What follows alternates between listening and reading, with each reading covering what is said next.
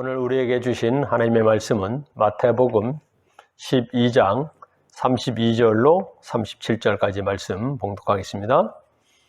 또 누구든지 말로 인자를 거역하면 사심을 얻되 누구든지 말로 성령을 거역하면 이 세상과 오는 세상에서도 사심을 얻지 못하리라.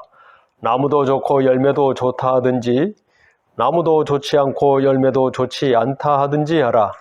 그 열매로 나무를 아느니라. 독사의 자식들아, 너희는 악하니 어떻게 선한 말을 할 수 있느냐? 이는 마음에 가득한 것을 입으로 말함이라.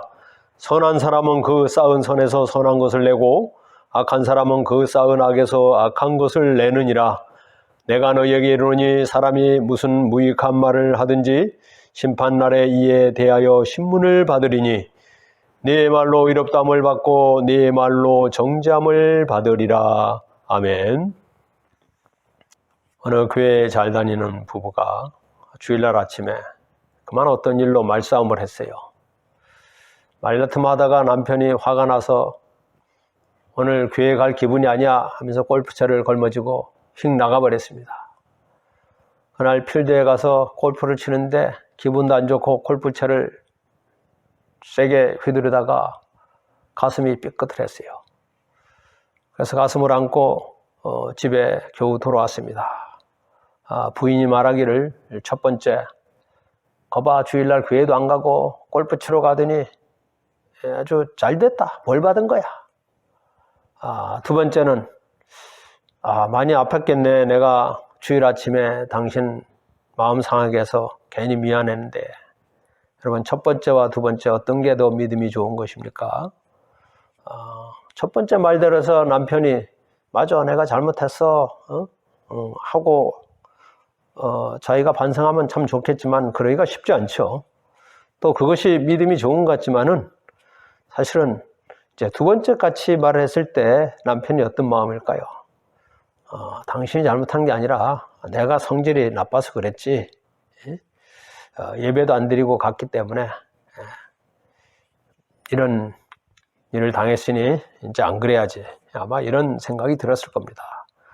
여러분, 말은 단순히 의사소통 정도가 아니라 그 마음이 담겨 있는 것입니다. 우리 말로 우리 마음과 성격과 인격을 드러내기도 합니다. 또 말 자체가 대단한 영향력을 끼치죠.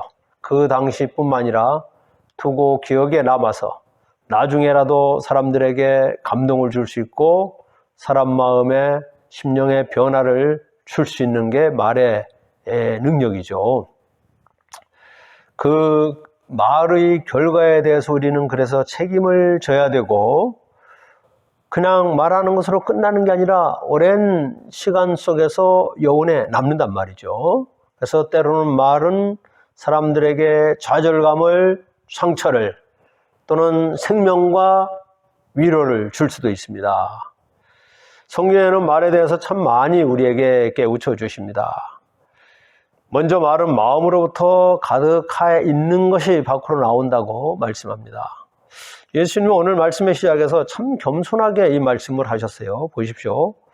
누구든지 말로 인자를 거역하면 사심을 얻되 말로 성령을 거역하면은 이 세상과 오는 세상에서도 사심을 얻지 못한다 그랬어요. 예수님을 거역한 것은 그래도 사함을 받을 기회가 있다고 이렇게 말씀하셨어요. 그러나 성령을 거역한 일은 하지 말라. 그런 말은 하지 말라. 이렇게 말씀을 하셨습니다. 마음이 약하면은 선한 말을 또 할 수 없다는 거죠. 말은 입으로 하지만은 그 마음의 표현이라는 것입니다. 34절에도 너희는 악하니 어떻게 선한 말을 할 수 있느냐? 이는 마음에 가득한 것을 입으로 말한다. 이렇게 말씀했어요. 여기서 말이라는 것은 로고위라고 표현하는데 단순한 음성이 아니라 의미와 사상이 담겨 있다는 그런 말을 지칭하거든요. 근데 예수님은 더 나아가 그 말은 그 사람이 누구인가를 보여주는 증거라고 말씀하세요. 그가 선한 사람인가 악한 사람인가를 알 수 있다는 거죠. 35절도 한번 같이 읽습니다. 선한 사람은 그 쌓은 악에서 선한 것을 내고 악한 사람은 그 쌓은 악에서 악한 것을 내느니라. 누가 선한 것을 낸다고 말했습니까? 누가 악한 사람인가요?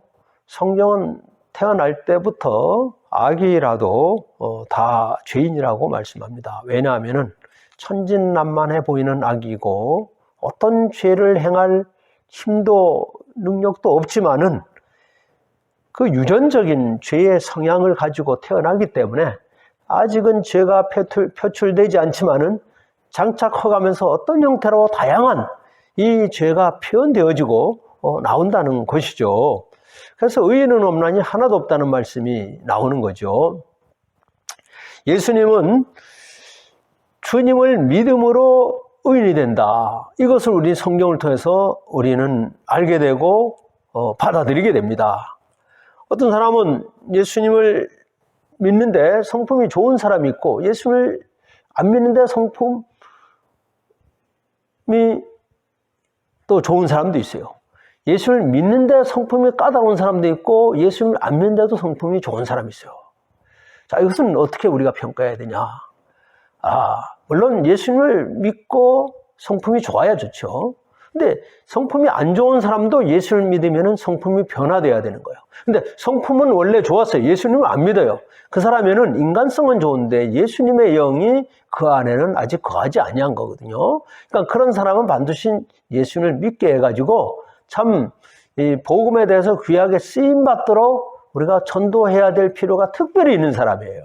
또 예수님을 믿었는데도 아직 큰 변화가 없는 사람은 깊이 자기 자신을 먼저 돌아보고 반성하고 자기의 신앙에 대해서 겸손함으로 인정할 필요가 있는 거죠.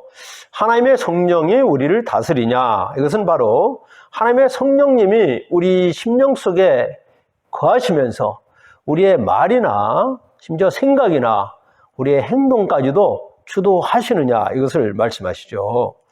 그래서 우리 예수님은 우리가 어떤 말을 하면은 그 속에 감정이 담겨 있고 우리 눈으로 보지 않는 그 말 속에 우리의 영적인 상태를 나타낸다고 말씀하시는 거예요. 자, 우리가 예수님을 믿는데 하나님의 성령이 내 안에 내주하시느냐? 또는 하나님을 믿는데 아직도 육적인 그런 모습이 더 많은가? 그것은 굉장히 중요한 문제거든요. 자, 그러면서 오늘 말씀을 통해서 우리 자신을 한번 깊이 새겨봅니다. 이 말은 사람의 말이라도 능력이 있습니다. 좋든 안 좋든 간에 어떤 파워가 있어요. 그래서 우리는 말을 가지고도 하나님 앞에 쓰임받을 수가 있고 말을 통해서 성령님을 회방하는 사람들의 마음을 찢는 그런 말을 할 수도 있는 거예요. 하나님께서 우리의 삶에 대해서 신앙에 대해서 판단하시는데 말에 대해서도 판단하십니다. 어떤 판단할 것이냐? 하나님 앞에서 우리는 말한 것을 가지고도 상을 받을 수도 있고 책망을 받을 수도 있는 거예요. 우리가 하나님의 심판 앞에 설 때는 우리가 살아오면서 했던 많은 말도 그 속에 포함이 되는 것입니다. 두 번째로 말에는 사람을 살릴 수도 있고 죽일 수도 있어요. 그런 권세가 있는 것입니다. 36절에도 내가 너에게 이르니 사람이 무슨 무익한 말을 하든지 심판날에 이에 대하여 신문을 받으리라 말씀했어요. 여기서 무익한 말이라는 것은 아르곤, 쓸데없는 말, 가치 별로 없는 말, 이걸 좀 더 적극적으로 말하면은 비생산적이고 열매를 맺지 못하는 황무지와 같은 무책임한 말을 하는 거거든요.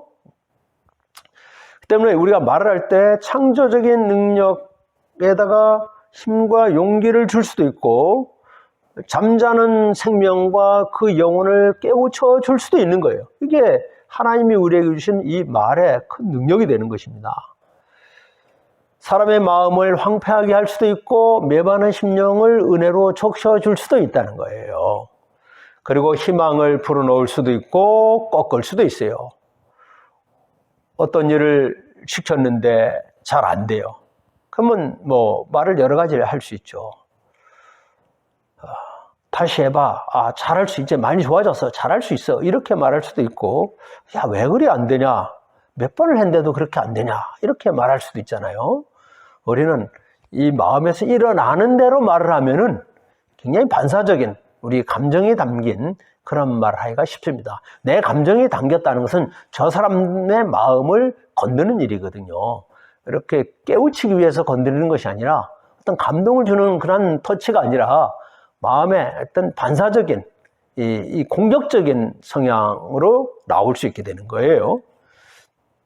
그래서 말을 할 때는 내가 어떤 말을 하면은 그 사람이 전인격 속에 듣는다. 또는 그 사람이 이곳에 없어도 듣는다. 이 마음을 가지고 말을 해야 될 것입니다. 덴마크의 저술가인 라이킹이라는 이가 당시에 책에서 덴마크의 국왕을 굉장히 헐뜯는 그런 내용을 썼어요. 그래서 1646년에 이 사람이 국왕에게 끌려가가지고 사형 선고를 받았어요. 최종 결심에서 국왕은 그에게 말하기를 네가 쓴 책을 집어 삼키든지 사형을 당하든지 둘 중에 하나라. 선택하라고 했더니 이 라이킹은 그래도 살아야 되잖아요. 사는 수 없이 자기 책을 다 갈기갈기 찢어서 스프를 만들어가지고 모조리 씹어 먹었다고 합니다. 그래도 살아야 되니까요. 이처럼 말은 자기 자신을 망칠 수도 있고 흥하게도 할 수 있습니다. 가정이나 교회를 파괴할 수도 있고 생명을 살릴 수도 있고 생활하기 힘들고 마음 상한 자들에게 참 기쁨과 평안과 다시 힘을 줄 수도 있어요. 심지어는 더 나아가서 말 한마디가 전쟁을 일으킬 수도 있습니다. 또 우리가 말을 통해서 신앙을 고백할 수도 있고 예수님을 부인할 수도 있어요. 이 말이라는 것이 얼마나 크고 영향력이 큽니까? 말의 속도는 총알과 같다고 하죠. 총알이 1km 떨어진 지점에 도착하는데 2초 5가 걸린다고 하니까 이 말의 속도, 이 소리의 속도와 같죠. 그만큼 말의 속도가 빠르다는 거죠. 하나님은 우리가 했던 말에 대해서 어떤 영적인 책임을 물으신다고 말씀했어요. 그래서 37절 같이 읽기라면은 네 말로 의롭다함을 받고 네 말로 정죄함을 받으리라 말씀했어요. 내가 말했던 것으로 인하여 의롭다함을 인정받을 수도 정죄함을 받을 수도 있다는 거예요. 말에 대한 책임을 물으시겠다는 거거든요. 이것은 심판의 날에만 아니라 우리의 인생에 살아가는 동안에 때로는 나무에서 열매를 맺듯이 해마다 열매를 맺듯이 우리가 세상 살아가면서도 그 말에 대한 것을 결과를 우리는 받게 됩니다. 실제로 그렇지 않아요? 우리가 어떤 말을 해가지고 아주 결국 자기가 화를 당하고 그 말 때문에 그 사람을 믿을 수 없고 그 말에 대해서 사과하고 또 그것을 변명해야 되고 그 사람의 수준과 그 사람의 그 바닥의 한계를 보여주는 듯하고 그런 경우들이 참 많이 있지 않습니까? 잠언서 18장 21절에도 죽고 사는 것이 혀의 권세에 있나니 혀의 권세에 달리나니 혀를 쓰기 좋아하는 자는 그 열매를 먹으리라 말씀했습니다. 그 말대로 갚아주신다는 말씀이거든요. 아무리 그러기 때문에 힘들어도 우리가 말을 가지고 부정적인 말, 다른 사람의 마음을 상하게 하는 말 이런 것은 좀 삼가할 필요가 있죠. 부정적인 말, 좀 힘들면은 아유 죽겠네, 지겨워, 짜증나, 신경질나 이런 말은 뭐 그만한 말 가지고 그렇게 그런 말을 쏟아내셔야 되겠습니까?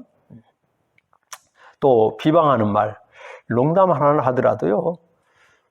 블랙 코미디가 있고 화이트 코미디가 있잖아요. 블랙 코미디 재밌게 하려고 다른 사람은 끌어내리고 자기를 살리는. 근데 화이트 코미디는 자기는 낮추고 다른 사람을 살리면서 분위기를 반전시키는 이런 경우들이 얼마나 좋습니까? 자, 거기다가 하나님을 거역하는 말, 참소하는 말, 불의한 말, 그 사람 앞에서는 듣기 좋은 말하고 돌아서서는 아주 부정적인, 차라리 말을 하지 말든가. 이런 말들이 사실은 우리 인격을 스스로 끌어내리는 그런 모습이 되는 거죠. 자, 우리가 이제 말을 통해서, 입을 통해서 꼭 해야 될 말을 한번 생각해 봅니다. 침묵해서는 안 될 이런 말들이 많이 있어요. 사도행전 5장 40절에 저희는 날마다 성전에 있든지 집에 있든지 예수는 그리스도라 가르치기와 전도하기를 쉬지 아니한다고 말씀했어요. 성전에 있든지 집에 있든지 예수님이 나의 주님이다. 가르치고 전도하기를 쉬지 아니한다고 말씀했어요. 그리고 하나님을 찬송하는 그 입술이 나도 모르는 가운데 흥얼거리고 나오는 거예요. 나도 모르는 가운데 그냥 유행가 가사가 나오는 게 아니라 TV 드라마나 TV에서 하는 유행어, 그냥 흔히 사람들이 말하는 그런 상투적인 말을 쏟는 것이 아니라 좀 더 이렇게 다듬어진 말, 좀 더 내면 속에서 이렇게 우러나오는 이런 표현을 할 수 있다면 좋겠죠. 또는 하나님께 영원히 감사하고 찬송하는 입술이 돼야 되고 듣는 사람에게도 뭔가 감동이 되고 은혜가 되는 이 말씀, 또 관계가 서먹서먹하고 뭔가 불편할 때 화평을 이룰 수 있는 말, 경우에 합당한 말, 슬기로운 말, 작은 일에도 남을 칭찬할 수 있는 말, 이런 말이 우리의 생활 속에 좀 익숙해진다면은 얼마나 우리 여러 가지로 불편한 우리 시대에 참 분위기를 아주 좋게 부드럽게 만들 수 있지 않겠습니까? 때로는 대수롭지 않은 말이 오해가 돼가지고 큰 불쾌감이 되어지고 전하고 전하다 보니까 와전되어가지고 원래하고는 전혀 다른 말이 이렇게 전파돼서 참 화해하기 힘든 그런 경우도 있어요. 자, 우리는 나도 모르는 가운데 원치 않는 소리가 들렸어요. 그러면은 그 사람이 왜 그런 말을 했지? 그 사람은 야비하네, 이중적이네 이렇게 할 게 아니라 그런 뜻으로 말한 건 아닐 거야. 말이 와전됐을 거야. 이런 쪽으로 한 번은 내가 이해하려고. 아니면 두 번, 세 번은 뭐 7번까지는 아니라도 그 사람의 입장을 좀 헤아려주고 이해하려고 하는 마음을 가지면은 우리는 피곤하게 사소한 일 가지고 서로 오해하거나 불편한 관계를 만들지는 않을 겁니다. 우리는 말을 가지고 다른 사람에게 용기를 줄 수 있고 그 사람을 축복할 수도 있어요. 그리고 똑같은 환경 속에서도 오히려 격려가 되는 그런 말을 할 수 있고 그리스도의 증인으로서의 삶을 살 수도 있습니다. 또 본의 아니게 내가 실수했거나 이래가지고 관계가 불편하게 됐어요. 그럼 어찌해야 됩니까? 저 사람 그거 가지고 그러냐 속이 좁네 이렇게 할 것이 아니라 그냥 한마디 하면 돼요. 이유 불문하고 나 때문에 마음 상한 게 있으면 미안합니다. 그렇잖아요. 어쨌든 간에 저 사람이 나 때문에 마음 상하면은 미안하지 않습니까? 그러니까 이유 불문하고 나 때문에 마음 상한 게 있으면 미안합니다. 말할 수 있잖아요. 이거는 얼마나 잘못했냐 잘했냐 이걸 따지기 전에. 자, 좋은 말씀은 사실은 꼭 필요한 말씀이에요. 좁은 마음을 열게 하여 주는 것이며 냉랭하고 차가운 마음을 부드럽고 따뜻하게 만들 수 있는 것이며 그래서 그것이 다시 나에게 돌아오게 되는 거죠. 약이 되는 말씀 또 이것을 소화하지 못하는 그런 마음이 있어요.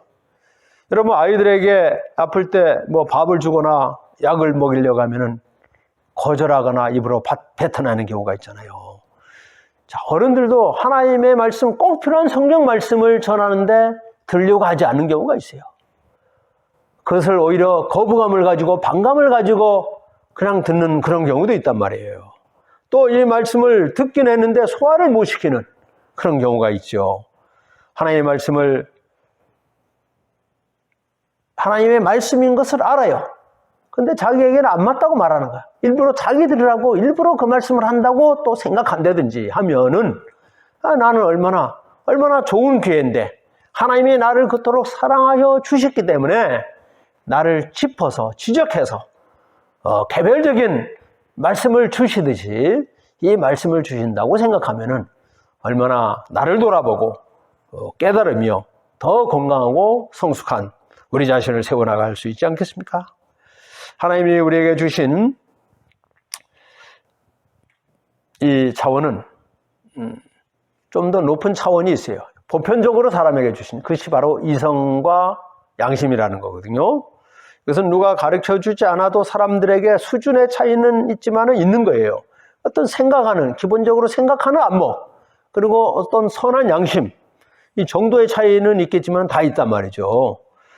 그래서 우리는 법 없이도 살 수 있으면 참 좋겠죠. 그러나 세상은 어떤 이해관계가 충돌하면 결코 그러지 않아요. 여러분, 차 접촉 사고를 한번 일어나 보십시오. 절대 손해보지 않습니다.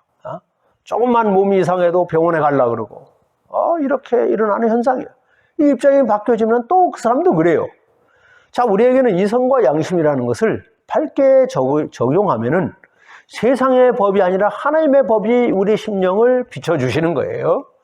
그렇기 때문에 하나님의 법이 내 안에서 내 양심을 흔드신단 말이에요.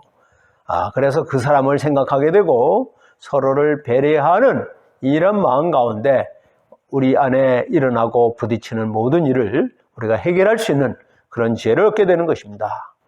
자, 거기에 우리는 그리스도인은 하나님의 말씀과 성령에 이끌려 살아가는 것이에요. 우리가 선한 말, 하나님이 원하시는 그 귀하고 그런 말을 하기 위해서는 하나님의 영이, 하나님의 말씀이 우리 심령 속에 내가 잘 소화시켜서 내 것으로, 내 영의 양식으로 만들어 놨을 때에 이제는 주님의 그 말씀이, 주님의 성령께서 나에게 주신 감동을 따라서 우리도 하나님의 선한 일을 나타내는 우리의 입술이 되고 우리의 삶이 될 것입니다.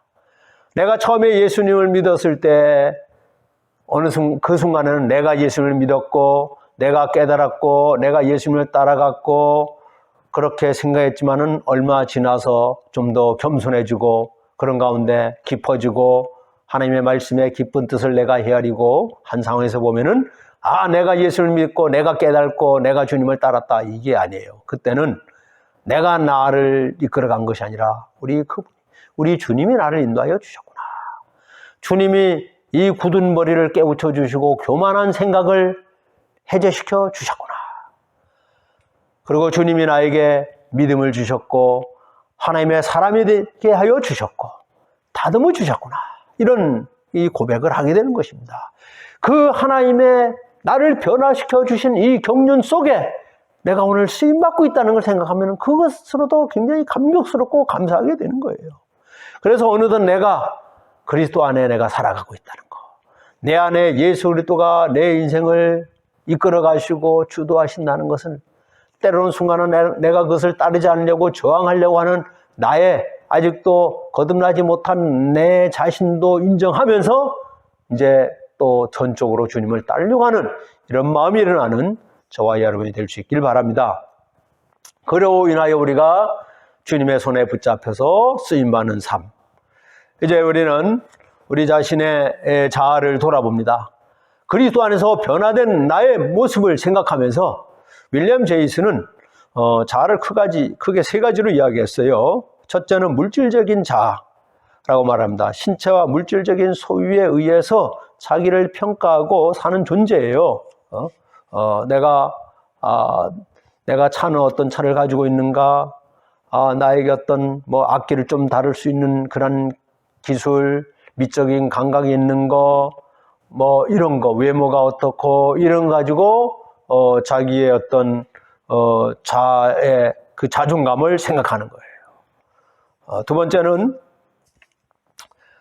자기의 사회적인 자아를 이야기합니다. 내가 나의 인맥이 어떻게 되냐, 나는 어느 회사에 근무하느냐, 나는 어느 정도 이 학식이 있느냐, 사람들 앞에 어느 정도 인정받고 있느냐, 사람들이 나를 어떻게 보느냐, 이런 것을 가지고 자기의 존재와 자기의 삶의 위치를 생각하는 거예요. 근데 이제 좀 더 나이가 들면은 그런 것들이 작아지고 약해지는 거예요. 겉모습도 보십시오. 나이 들면은 주름살 같이 생겨요. 머리가 허여져요. 이러면서 젊었을 때에 그렇게 외모를 자랑했던 것이 그렇게 별로 의미 없다는 것을 너무 금방 느낀단 말이죠. 사회적인 위치, 은퇴를 했어요. 어디 회사에 근무했냐, 이런 게 그렇게 중요하지 않는 거예요. 이제 지금부터의 자기의 남은 삶을 어떻게 찾아갈 것이냐, 어떻게 가치 있게, 어떻게 보람 있게 살아갈 것이냐, 어떻게 자기의 인생을 잘 마무리할 것이냐, 이게 인생의 후반 가면은 이게 이제 중요한 거예요. 그게 안 되는 사람은 자기 한때 뭐 어떤 위치에 있었다는 거, 그거 자꾸 말해주길 원해요. 내가 젊었을 때 어떤 사람이었다는 것을 사람들이 알아주고 기억해주고 인정해주길 원한단 말이에요. 왜? 자기 지금의 자기의 자존감이 없기 때문에 그냥 한때 가졌던 그걸 가지고 계속 내세우려 한단 말이죠. 자, 세 번째의 평가는 영적인 자아입니다. 그것은 외적으로 보는 것이 아닙니다. 사람을 외모로, 소유로, 사회적인 사람들에게 비춰진 그런 모습이 아니라 내면 세계에서 자기 자신을 바라보게 되고, 하나님이 나를 어떻게 보실까? 사람들이 나를 어떻게 볼까? 참 이 생각을 이제 초월하게 되는 거예요. 내가 하나님의 형상으로서 나의 어떤 외모는 노쇠해 가지만은 나의 내면 속에는 하나님이 주신 성품, 하나님이 원하시는 이 마음을 가지고 내가 살아가려고 하고 있는가? 내가 얼마나 바르게, 내가 한 번의 인생을 살면서 얼마나 사람답게 내가 살아가면서 사람들에게 그래도 참 나를 생각하면서 예수님을 한 번 더 생각하게 하고, 나를 생각하면서 주님의 사랑을 느끼게 하고, 이런 나의 모습을 비춰줄 수 있다면은 우리는 그래도 참 부끄러움이 덜한 나의 인생을 마무리해 나간다고 할 수 있겠습니다. 그래서 우리에게는 하나님의 형상을 입은 자로서의 나의 가치, 영원한 나의 생명의 가치, 나의 영적인 이 생명의 소중함이 하나님과 또 사람들 앞에 나의 믿음의 가치가 인정받는다는 것은 대단히 중요하고 귀한 우리 앞에 놓여있는 문제라고 봅니다. 사도 바울은 고린도에서도 어떤 말씀을 하셨냐면은, 고린도전서 2장 1절에 형제들아, 내가 너희에게 나아가 하나님의 증거를 전할 때에 말과 지혜의 아름다운 것을 아니하였나니. 4절에는 내 말과 내 전도함이 설득력 있는 지혜의 말로 하지 아니하고 다만 성령의 나타나심과 능력으로 하여 너희 믿음이 사람의 지혜에 있지 아니하고 다만 하나님의 능력에 있게 하려 하노라. 그러면서 사도 바울이 아주 강조하고 그렇게 사람들 앞에 전하고자 했던 것은 무엇입니까? 오직 그리스도의 십자가 외에는 내가 전하지 않기로 작정하였다고 말했어요. 그는 고린도 아덴 지역에 가가지고 얼마나 아주 언변 있게 좀 복음을 전해보려고 말했잖아요. 그런데 거기서 의외로 그 하나의 연설이 되고 말았어요. 하나님의 말씀의 메시지가 되지 않냐고 연설이 되어 버렸다는 것을 아레오파고 그 광장에서, 자기는 복음을 전하는데 참 그 실패를 느끼면서 고린도로 가서 브리스길라와 아굴라를 만나지 않았습니까? 그러면서 그는 다시 그걸 느낀 거예요. 내가 아는 것은 철학이나 사상이나 내가 바리새적인 그런 종교에 대한 이해와 지식이나 이것이 아니다.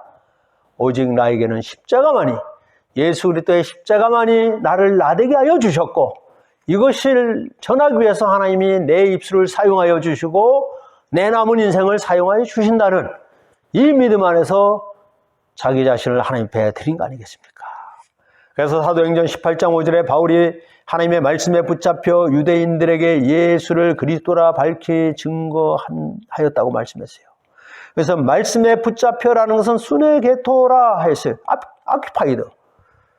점령당했다는 거예요. 그의 심령이 하나님의 말씀에 점령당했다는 거예요. 그의 마음에 세상의 온갖 것으로 차 있는 것이 아니라 이제 하나님의 말씀이 내 안에 나를 점령해 가지고 하나님의 말씀의 능력 안에서 자기 자신이 옛적에 자랑했던 자기의 모습은 다 배설물처럼 여기면서 내가 말을 하거나 내가 걸음을 걷거나 내가 사람을 만나거나 강론하거나 모든 것이 나는 잊혀지더라도 내가 전하는 예수 그리스도의 복음, 십자가의 그 사랑만이 내가 전도하는 그 사람들의 심령과 영혼 속에 남아지기를, 그러면서 그 앞에 그들이 회개하면서 예수 그리스도의 보혈의 피로 인하여 그들은 예수님을 전적으로 영접하고 주님의 사람이 되어지기를 간절히 원했던 사도 바울의 이 복음의 사역을 우리가 생각하면은 우리는 다시 한번 하나님의 말씀의 능력 안에 붙들려서 다시 새로워지고 다시 우리의 입술과 그리고 우리의 말을 솟아내는 우리의 마음과 우리의 영적인 심령의 상태를 하나님 앞에 내어드리고 하나님께서 내 안에 좌정하여 주시고 성령께서 나를 지배하여 주옵소서. 이런 마음의 기도로 또 그런 삶으로 하나님 앞에 올려드리는 우리 모두가 될 수 있기를 기원합니다. 기도하겠습니다. 하나님의 십자가의 복음은 사람의 언어와 사람의 입술로 다 전할 수 없습니다. 먼저 하나님의 그 사랑을 전할 때 우리의 심령, 우리의 내면에서부터 하나님의 은혜의 영으로 충만케 하여 주옵소서. 하나님의 말씀이 우리 자신을 완전히 변화시켜 주셨는데 우리는 아직도 인간의 냄새나는 그런 모습으로 말을 하고 생각하고 행동할 때가 있습니다. 주님, 저희들을 완전히 주장하여 주시기를 간절히 원하나이다. 하나님 말씀 안에서 옛사람이 녹아지고 새로운 인격으로 새로운 믿음의 삶으로 온전히 덧입을 수 있도록 주님 역사하여 주옵소서. 우리 주 예수 그리스도 이름으로 기도드립니다.